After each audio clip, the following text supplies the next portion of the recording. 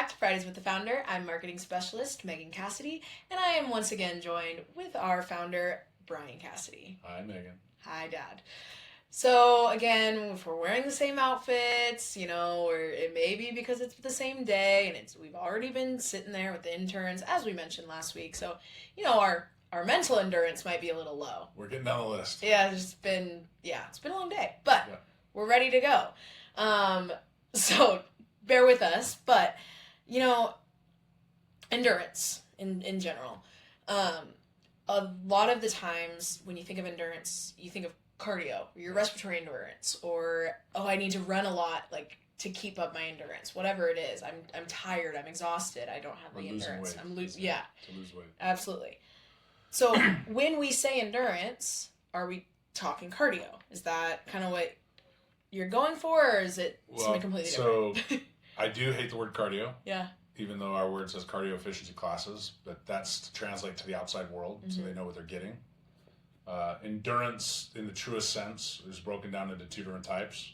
Muscular endurance, the ability for the muscle to sustain a movement or recover, and respiratory endurance, the ability for the body to apply or provide the fuel necessary to keep going. So basically, do my muscles quit or do my lungs quit? So when it comes to endurance, that's when the factors, we're talking about those two things. Yeah.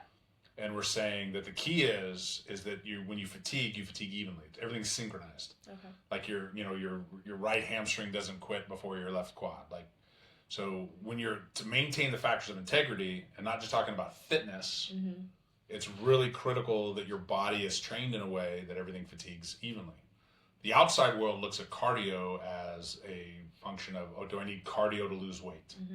And the big thing is cardio, less cardio, more lifting. When I look at cardio or endurance, I look at movement. So when people say, don't do your cardio, just lift weights. It's like, well, no. You need to do cardio or whatever you think cardio is so that you move enough. We need to sweat, we need to move, but we need to move muscles. And walking is still the best form. Take the damn weighted vest off so that your body walks more proficiently with its own body weight, and walk hills. But don't add weight. Adding resistance to something just doesn't make it better, especially when it has to do with your mechanics. If you're already out of shape, or you're already adding weight does not benefit. And if anyone wants to contradict that, those same people that had an issue with me about repetitions of strength, I'll meet them in the alley too, and we'll have that conversation. But when you're working endurance, you want to make sure that, am I working all the muscles and in relationship to what activity that I'm working for? Because endurance also comes to, is it a sport, is it an activity, or is it just general? If it's just general like our classes, then 2 to 3 days a week, you need to move your body substantially. You need to move it in all the directions that it's built. You need to get a sweat on. So no, we're not going to open the damn doors because it's too hot inside. Sweating's a good thing. People complain about sweating and then buy a sauna. And then it's too cold, and then they have cold plunge.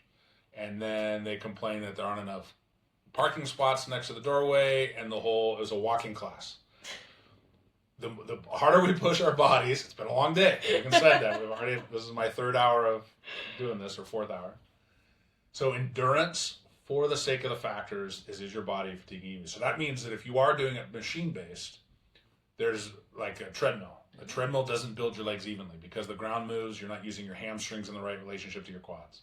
Your calves aren't developing at the right rate. So that's why running 4 miles on the treadmill doesn't translate to running 4 miles on the... So the machines are convenient. They're mindless. They're pretty... we are a hamster sometimes to go on the wheel. I use our trainer. But the variety is huge. That's why we have the specific machines that we have here at Adapt, where you should spend maybe 10 minutes on each machine so that you're getting enough of different variety of movements, but sustained for a minimum of 20 to 40 minutes 3 times a week is kind of the minimum kind of goal. But if you're on the same machine the whole time, you're actually going to get worse. It's the same thing when I said last week about strength training, that creating imbalance is worse than not doing it at all.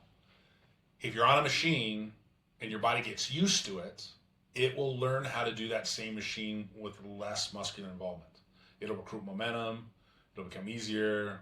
My wife loves when I make fun of the people on the Stairmasters that put their arms upside down, and or the new gauntlets that you see, the rotating stairs, Mm-hmm. and they're like draped over the top and holding their whole body weight up, hunched over with their arms, and barely losing their legs, but breathing hard. So you're sweating your ass off and breathing hard, but you're training all the wrong muscles. So respiratory endurance without training muscular endurance equally is useless and makes you worse, because you don't want endurance with a compensation. Yeah. So endurance has to be synchronized. So respiratory endurance, muscular endurance, they all have to go together. Okay. So you're telling me that if I can't breathe, but my body still feels great, that's not good. No, it's not. And it's one of those things that when you're doing an activity and a movement, if your body survives, it gets better. It's like, well, if you didn't die, it was a quality endurance workout. But there's a difference between anaerobic endurance as well, where you're doing bursts. Mm-hmm. So when it comes to everything else, it's a variety. Yeah. That's why we don't do the same cardio routines Mm-hmm. like we do the strength routines, because I want your muscles to react a little differently. I want you to learn a different movement. I want you to have to strain and struggle and not have. So here's a perfect example. So let's say you like to ride a bike, Mm-hmm.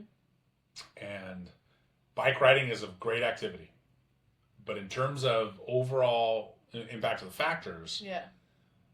when you first learn how to ride a bike, amazing benefits, because your brain has to coordinate muscles, you have to pedal fast enough. Learning how to ride a bike is great. As you learn to ride that same bike, same seat height, same gears, same everything. When I walk to the bike the very first time, my brain doesn't know, so it's awake and it tries to use all the muscles. After I've ridden the same bike long, before I even get on the bike, my brain already knows which muscles to use, and it'll start using them. So you're not getting any better. You're not improving your system. So it's still a great activity for cardio and endurance aspects. Right. But when it comes to integrity, it's limited, because your body's compensating. Your body's wants to conserve energy. So you need variety in your endurance workouts. And if you don't want to call them cardio, you can do strength training with intervals, but the variety is huge. So the variety of activities, that's why hiking and doing real activities has such huge benefit. Yeah. Than just jumping on a machine. But if you are going to jump on a machine, do multiple machines. Don't stay on one machine for more than 10 minutes. 40 minutes on a machine, you're killing your time. You're getting worse, not better. 10 minutes on 4 different machines has 10 times the value, both neurologically, physiologically.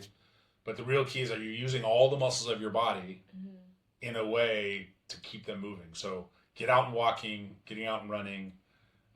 If you can't mechanically do that, then go see an expert like us. Like, get a routine to do before and after your cardio routines or endurance routines. But, training endurance and keeping your body moving correctly is, because if you don't, that's where chronic problems happen. Yeah. Itises, plantar fasciitis, IT band syndrome, knee issues, and your body is chronically repeating the same motions the wrong way, mechanically unsound.